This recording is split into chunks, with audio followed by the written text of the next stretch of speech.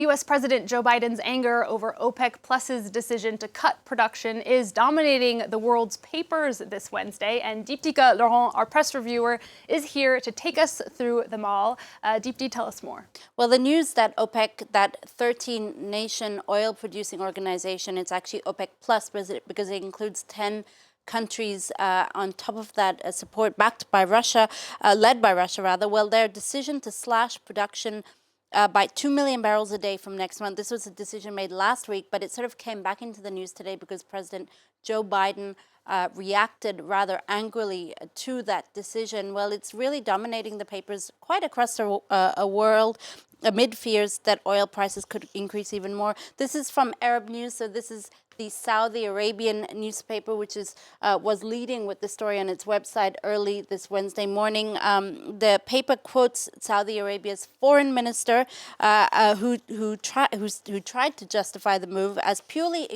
economic, and he said that the move was adopted unanimously by the OPEC Plus group in order to inject a bit of stability into the oil markets. There's an interesting analysis piece from Middle East Eye today, which says that claims that this decision was sort of really a sign that OPEC Plus is supporting Russia perhaps in some way. May be overstated, the writer says, but it is also clear that the group is not shunning Russia. She wonders then, given that OPEC Plus includes countries from Africa, from Latin America, and Indonesia as well, are the United Arab Emirates and Saudi Arabia trying to forge a new world order? This writer asks in this article.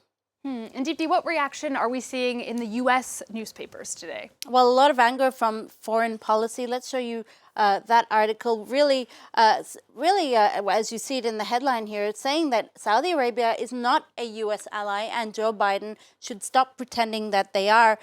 Really, the decision that was made last week is being seen as a slap in the face of world diplomacy, particularly since Joe Biden made that trip, that very symbolic trip to Saudi Arabia just a few months ago. And in fact, the fist bump between him and the Saudi crown prince sort of became a defining image of that trip. Well, that fist bump has now become a sucker punch. That's what foreign policy says in this article. And it says, furthermore, let's be clear, the Saudis made this decision with the full awareness of the impact it would have on Joe Biden's political position internationally, but also domestically just a few months before midterm elections. It's still unclear, though, if this move is a point of no return between the two countries, foreign policy says.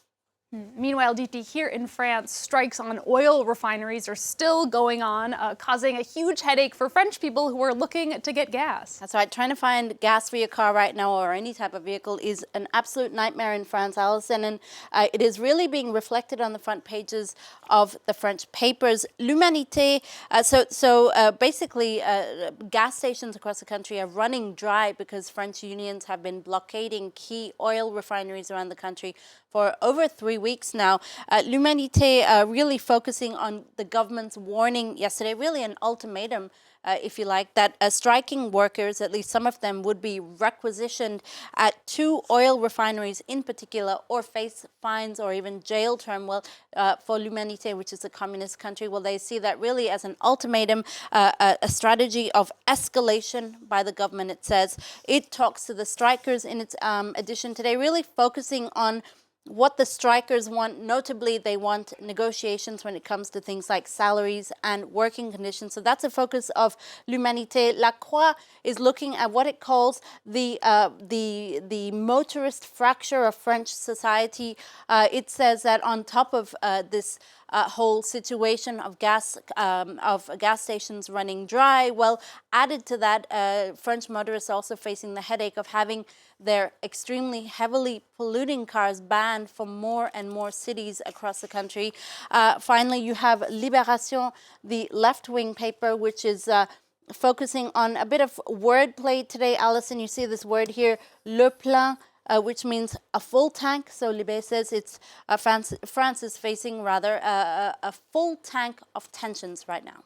Can always count on Libé for the wordplay. Deepti, you're moving on to the U.S., where a man who's been imprisoned for 23 years has now been freed thanks to a viral podcast about his case. That's right. If you listen to that podcast, you'll know exactly who I'm talking about. That podcast was called Serial, and the man in question is Adnan Syed, and he's the focus of the Baltimore Sun's article today.